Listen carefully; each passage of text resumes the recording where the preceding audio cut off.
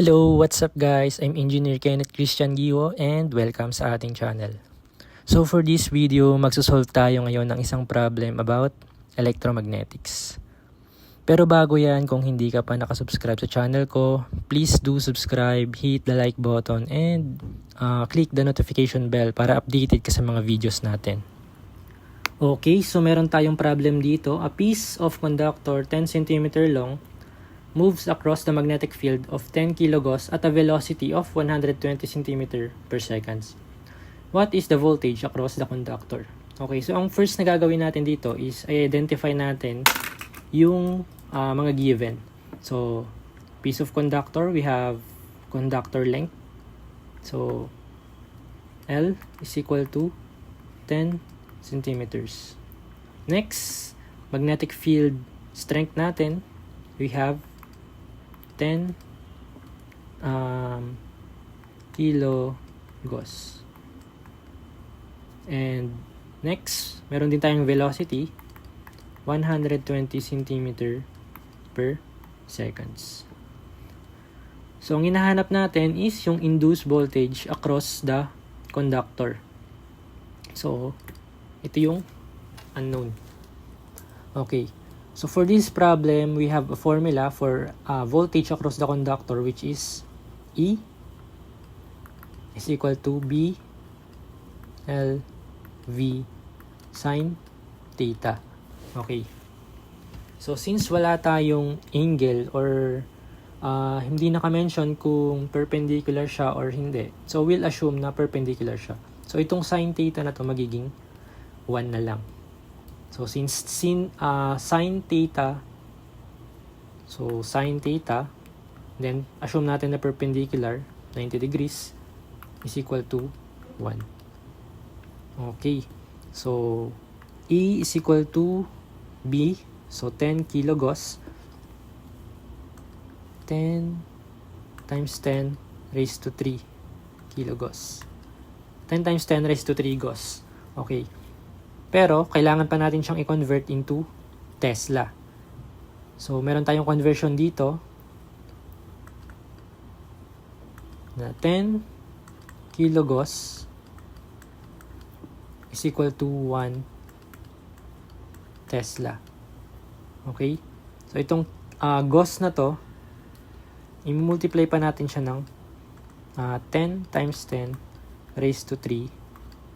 Tapos dito, 1. Ito yung Tesla. Ito yung, let's say, Gauss.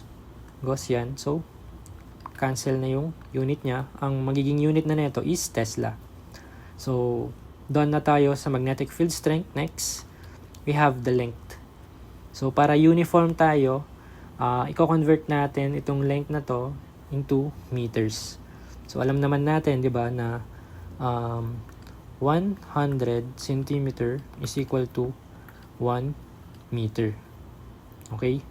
So, kung meron tayong length na 10 cm, so, multiply pa natin siya ng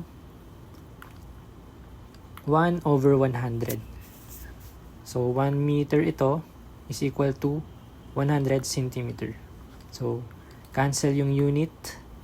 Ang matitira, meters. Next, meron tayong velocity na 120 centimeters per second. So, convert ulit natin tong centimeter into meter. So, multiply natin ng 1 over 100. Okay.